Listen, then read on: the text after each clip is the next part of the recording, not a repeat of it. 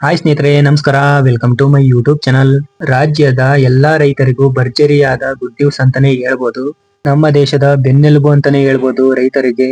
ಹೌದು, ದೇಶದ ಬೆನ್ನೆಲುಬಾಗಿರುವ ರೈತರ ಆರ್ಥಿಕ ಸಬಲೀಕರಣ, ಕೃಷಿ ಆಧುನೀಕರಣ ಮತ್ತು ಕಷ್ಟದ ಸಮಯದಲ್ಲಿ ನೆರವಾಗಲು ಸರ್ಕಾರವು ಕೃಷಿ ಇಲಾಖೆಯ ಮುಖಾಂತರ ಸಾಕಷ್ಟು ಜನಪರ ಯೋಜನೆಗಳನ್ನು ಯಶಸ್ವಿಯಾಗಿ ಅನುಷ್ಠಾನಗೊಳಿಸಿದೆ.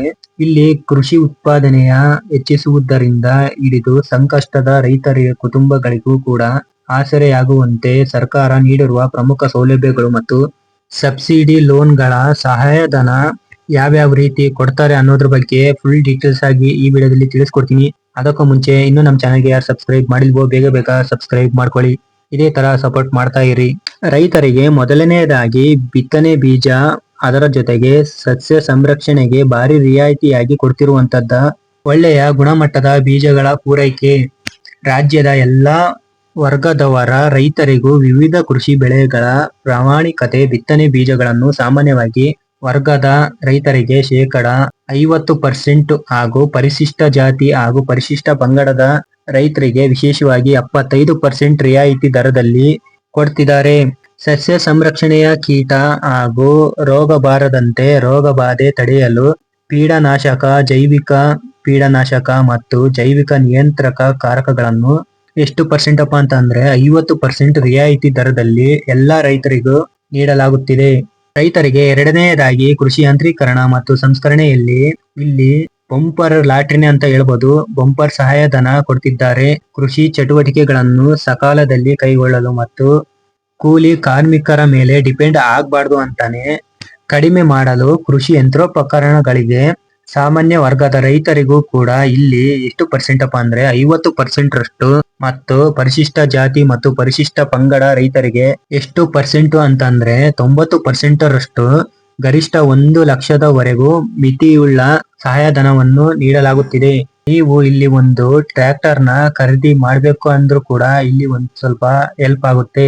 45 PTO HP ವರೆಗೂ ಟ್ರ್ಯಾಕ್ಟರ್ ಗಳಿಗೂ ಸಾಮಾನ್ಯ ವರ್ಗದ ರೈತರಿಗೆ 0.75 ಲಕ್ಷ ರೂಪಾಯಿ ವರೆಗೂ ಹಾಗೂ ಪರಿಶಿಷ್ಟ ಜಾತಿ ಹಾಗೂ ಪರಿಶಿಷ್ಟ ಪಂಗಡದ ರೈತರಿಗೆ 90% ರಷ್ಟು ಅಂದರೆ ಗರಿಷ್ಠ 3 ಲಕ್ಷದವರೆಗೂ ಸಹಾಯಧನ ಪಡೆಯಬಹುದು.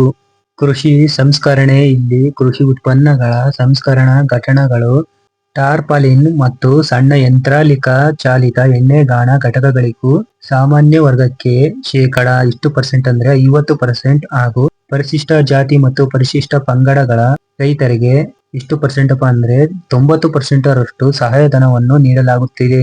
ಸಣ್ಣ ಯಂತ್ರ ಚಾಲಿತ ಎಣ್ಣೆಗಾಣ ಘಟಕಗಳಿಗೆ ಸಾಮಾನ್ಯ ವರ್ಗಕ್ಕೂ ಶೇಕಡ ಎಷ್ಟು ಪರ್ಸೆಂಟ್ ಕೊಡ್ತಾರೆ ಅಂದ್ರೆ 75% ರಷ್ಟು ನೆರವು ಸಿಗಲಿದ್ದು ಗರಿಷ್ಠ ಮಿತಿ 1 ಲಕ್ಷ ರೂಪಾಯಿ ಆಗಲಿದೆ ಅಂತ ಹೇಳಿ ಇಲ್ಲಿ ಮಾಹಿತಿ ಕೊಟ್ಟಿರುವಂತದ್ದು.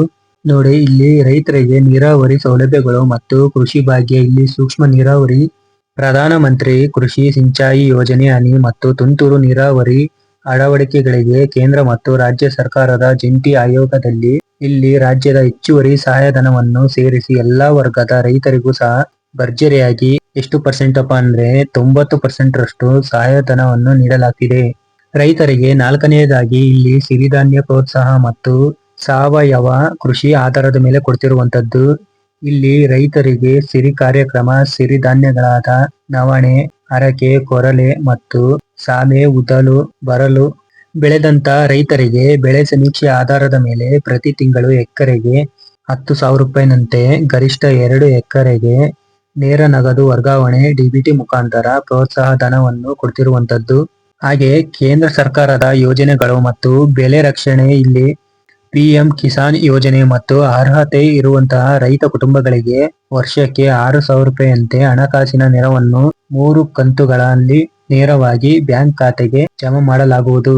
ಹಾಗೆ ಇಲ್ಲಿ ಹೈಟೆಕ್ ಹಾರ್ವೆಸ್ಟರ್ ಹಬ್ ಮತ್ತು ಸಮಗ್ರ ಕೃಷಿ ಮತ್ತು ಹೈಟೆಕ್ ಹಾರ್ವೆಸ್ಟರ್ ಹಬ್ ದೊಡ್ಡ ಕೃಷಿ ಯಂತ್ರಧಾರೆ ಕೇಂದ್ರಗಳು ಮತ್ತು ಸಂಘ ಸಂಸ್ಥೆಗಳಿಗೆ ಹೈಟೆಕ್ ಹಾರ್ವೆಸ್ಟರ್ ಹಬ್ ಸ್ಥಾಪನೆಗೆ ಇಲ್ಲಿ ಶೇಕಡ ಎಷ್ಟು ಪರ್ಸೆಂಟ್ ಅಪ್ಪ ಅಂದ್ರೆ 40ರಿಂದ 70% ರಷ್ಟು ಪ್ರತಿ ಘಟಕಕ್ಕೆ ಗರಿಷ್ಠ 100 ಲಕ್ಷ ರೂಪಾಯಿ ಮೀರದಂತೆ ಅನುದಾನ ಒದಗಿಸಲಾಗುತ್ತಿದೆ.